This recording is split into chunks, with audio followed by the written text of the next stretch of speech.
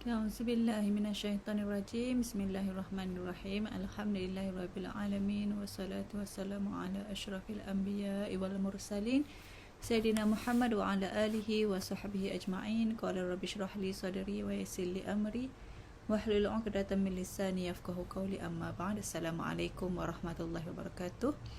Alhamdulillah, we are now in week 10 of the semester. So today's topic is about buy as Sarf. Okay, don't worry if you are not where you want to be yet. Great things take time, inshallah. Okay, just set your goal and usaha ke arah mencapai matlamat. Di samping itu teruskan berdoa. Okay, so don't worry. Okay, don't worry. Apa yang akan jadi pada masa depan, tak perlu terlalu risau. Okay, don't worry if you are not where you want to be yet. Great things take time. Okay, great things take time. Okay, so for today's topic regarding buy as Sarf, kita akan lihat definition, evidences, pillars, conditions, opinion of scholars, okay, and modern application of buy as Sarf. Okay, for introduction, currency exchange is the day-to-day transaction applied by both individuals and also the financial institutions. So the need for the individuals, such as foreign tourists, market traders, is catered by the money exchange shops in the city. So as a matter of fact, the real buy as Sarf is practiced by these shops, that is by the money exchange shops, where individuals buy and sell their money for currencies they need. Okay, for example, I am planning to go for holiday to Japan, so I buy and sell ringgit Malaysia. I buy Japan currency and sell ringgit Malaysia for currency for Japan that I need. So the financial institutions cater the need of the offshore business partners and also companies. So meaning that transaksi yang melibatkan tukaran mata wang asing ini adalah keperluan harian lah, sama ada individu ataupun institusi-institusi keuangan. Okay, so what is buy as Sarf? Okay, literally, buy as Sarf is a sale and purchase of money for money, including gold and silver. Okay, it is sale and purchase equal commodity. Okay, money for money, including gold and silver. Technically, sale of money for money. Okay, buy as Sarf is a sale of money for money, such as the sale of gold for gold or silver for silver. So according to Maliki scholars, okay, Maliki scholars considers money exchange only if the sale of gold for gold or silver for silver, but gold for silver does not belong to such transactions, meaning that the subject matter must be in equal character. Okay, so buy as Sarf is a sale of something that is priced in its own nature for something which is also a price. Okay, money exchange price for price. So it is regarded as the sale of price for price. Okay, so according to B&M, Bank Negara Malaysia, buy as Sarf refers to a contract of exchange of money for money of the same type or of this different type. So money is a medium of exchange that shall be in the form of currency, or it might be in the form of gold, silver, or other forms accepted by Sharia. So thus, buy as Sarf refers to a contract of exchange of the same currency or of the different currency. Okay, so what are the legal evidences regarding buy as Sarf? Okay, from hadith and ijma.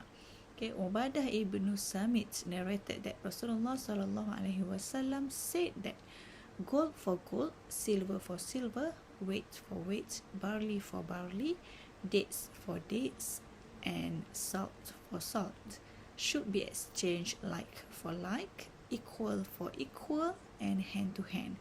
If the types of exchange commodities are different, then sell them as you wish. If they are exchanged on the basis of hand-to-hand transaction. So this hadis is narrated by Muslim. Okay, ini menunjukkan bahawa jual beli same or different item is allowed, and sale of currency or price to price is allowed. Okay, all Islamic scholars unanimously agree on the permissibility of bai' as-sarf.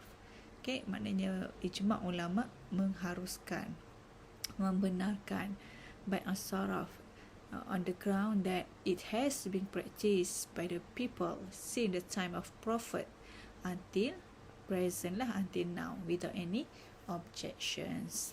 Okay, so what are the pillars and components of bai' as-sarf? Okay, like other types of sale, there must be seller and buyer. Okay, or the contracting parties. There must be merchandise or goods or item or subject matter. There must be price and also sale. There is offer and acceptance or ijab and qabul. So the contracting parties in bai' as-sarf shall be a seller and a buyer. So the contracting parties shall be a natural person that must be has legal entity, that must have the legal capacity to enter into bai' as-sarf. Okay, when we talk about legal capacity, okay, you need to refer back to your IMU152. Okay, previous semester that we already discussed what are the legal capacity. So any party to bai' as-sarf may enter into the contract through an agent or wakil. Okay, mereka tak nak berjual beli sendiri, boleh wakilkan kepada individu yang lain. Okay, so the offer and acceptance or ijab and qabul, al-bai' as-sarf must be entered into through an offer and acceptance between the contracting parties. So the offer and acceptance may be expressed orally, in writing, or by any other methods recognized by Syara. Ini pun sama, you can refer back to your IMU 102 regarding sirah. And the third one is subject matter. The subject matter of bai' as-sarf shall be currency, which is known and delivered by the contracting parties during the contract session. So the currency in bai' as-sarf shall be determined and mutually agreed by the contracting parties at the time of the execution of the contract. Okay, we cannot decide what kind of currency later in future. It must be settled on the dot. Okay, so what are the conditions or salient features of bai' as-sarf? Okay, first, taking possession before leaving one another. It is necessary that both the things exchange, maknanya currency ringgit dengan Japan contohnya, shall be taken possession before the separation of the parties. I am as the buyer and you as the seller, for example, both of us need to take in possession of the item, of the thing exchange before we separate. Okay, so this is because the parting with debts on both sides is not permitted, as it is regarded as sale of debt against debt. So bai' al-kali bil kali, which is prohibited. Okay, maknanya benda tu price, so mesti bertukar dan mesti exchange, mesti bertukar tangan, mesti tukar possession, taking possession on the dot pada masa tu. Tak boleh saya bagi dah duit ringgit tapi Japan tu bagi ke saya minggu depan. So it cannot be like that. It is prohibited because it is regarded as al-bai' debt of debt. Okay, yang kedua, there must be equal for equal transaction. So there can be no credit, no postponement of delivery. The principle concerning money is that it cannot be sold in credit, it cannot be bought on credit. So if the currency trading involves the exchange of currencies of the same genus, such as silver for silver or gold for gold, they must be transacted in like for like, even if they differ in quality, since consideration is given only for quantity. Okay, so the further explanation about possession of currency. The possession of the exchange currency shall be in the form of physical possession, mesti khobat dengan tangan, khobat hakiki, or constructive possession, khobat hukmi, kalau tak pegang tangan, transfer online, sudah nampak di transaction statement ada. Okay, so the buyer shall take possession of the exchange currency upon delivery of the currency by the seller to the buyer through any mechanism permitted by Sarf. Okay.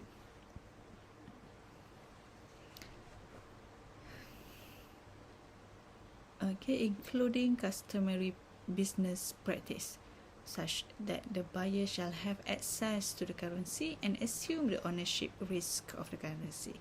So the seller shall continue to have responsibility to effect delivery and bear the risk of the exchange currency prior to the buyer taking possession as a physical or constructive possession of the exchange currency. Okay, maknanya kena ada possession lah, kena pegang dulu, kena memang telah dimiliki secara sah sebelum exchange, sebelum delivery of the currency. Okay. Yang kedua, yang seterusnya ada regarding same currency or different currency. How about same currency? How about different currency? In the event that the exchange currencies are the same, the transaction shall be done at par, sama rata lah.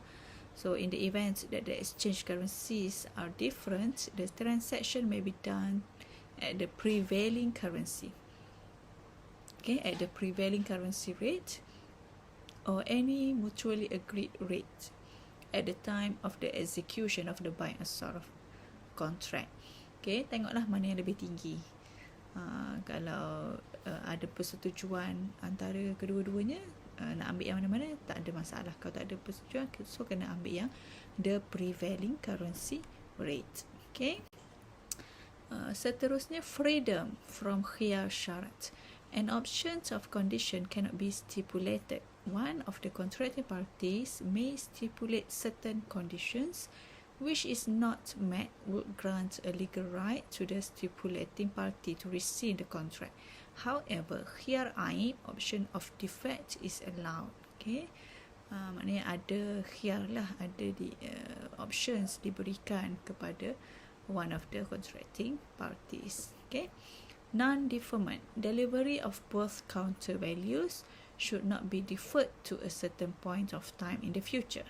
If one of the parties stipulated a deferment in the receipt of one of the currencies, the contract is rendered null and void, as it has been prescribed that exchange of goods eligible for riba should be on a hand-to-hand basis. It must be settled on the dot. It cannot be set up for future transaction because it is ribawi item. Okay. So the delivery and taking possession of the exchange currency in all by Sarf transactions, regardless of the currency, shall take place in full before the contract sessions. And okay. Opinion of scholars. Okay, scholars' opinion about by Sarf concept on forex. Okay, how about forex? Okay, if it is done on spot basis, okay, it is practiced based on customs, urf, and exchange between items which are the same, such as currencies with currencies. So majority fuqaha agree that all forms of currency should obey the rules established for gold and silver exchange. So a consensus among Islamic jurists on the view that currencies of different country exchange on a spot basis but at a rate different from unity, since currencies of different unity are distinct entities with different values or intrinsic worth, okay, and purchasing power. Maknanya dia mesti dibuat on the spot. Kalau currency dengan currency memang ada perbezaan sebab different unity, different value, okay, in different intrinsic worth, but it is customary practice, so it is allowed, but it must be settled on the dot. Okay, how about the forward basis? In general, majority of scholars on the view that currency exchange on a forward basis is not permissible. It is not allowed. Okay, when the rights and obligations of both parties relate to a future date, because forward basis it is not happen during the akad session. So, however, recently Islamic financial institution practiced by as-sarf based on wa'ad, based on promise, or based on murabahah commodity. So wa'ad or promise based using unilateral promise. So the customer promise to purchase or promise to sell foreign currency with a bank. A, who is looking for a hedge, will provide an undertaking to buy a currency from B in the future. A is bound to fulfill its promise to B. However, B is not under any obligation to act on the transaction when an offer of purchase is submitted. So, essential elements of the promise include the purchase price of the currency and the promise. So, the promise must not be conditional on any event. Maknanya basically, forward basis is not allowed. It is not permissible. Okay, that's because it involves future date. However, boleh dilakukan jika on wa'ad basis ataupun on promise. So adalah certain requirements. Bila nak buat forward basis ni kena buat unilateral promise. Okay. Yang ketiga regarding murabahah commodity. Okay, customer and bank enter into two separate murabahah transaction to facilitate forward foreign contract. So customer will buy commodity for spot value and sell it back to the bank for purchase price plus agreed profit payable, and it must be paid on deferred basis. So the bank will buy another commodity and sell it to the customer again for the purchase price plus agreed profit on deferred basis to address the other side of the forward deal. So both the customer and the bank typically will sell the commodity back to the market to recover their initial investment. Dia melibatkan murabahah commodity base lah, ada jual beli barang yang lain. Okay. So by as-sarf in modern application,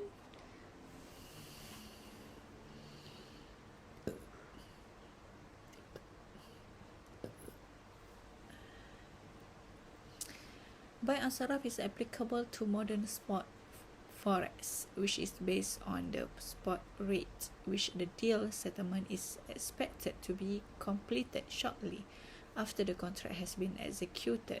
So majority of scholars opine that different currencies of different countries consist of different intrinsic value and purchasing power. So there are several Islamic financial institutions offer products construct using by as-sarf seperti gold investment savings account, syariah compliant forex investment products. Okay, itu adalah contohnya lah. Okay, how to dissolve the by as-sarf, or how by as-sarf is being completed. Okay, a by as-sarf contract shall dissolve under any of the following circumstances. First, the contracting parties mutually agree to terminate the contract, or one of the contracting parties exercise the defect option, exercise the khiyar al-aib to terminate the contract. So for conclusion, by as-sarf is a contract of exchange for money for money, exchange of money for money. So this contract itu by as-sarf is tightly regulated under Sharia because it can be easily manipulated for the purpose of producing an interest-bearing loan, which is prohibited in Islam. Okay. Alright, so that's all the explanation regarding buy as-saraf. You can read further in any materials discussed about buy as-saraf. So any questions or comments you can drop in Telegram channel. Okay. Wallahu alam. Assalamualaikum warahmatullahi wabarakatuh.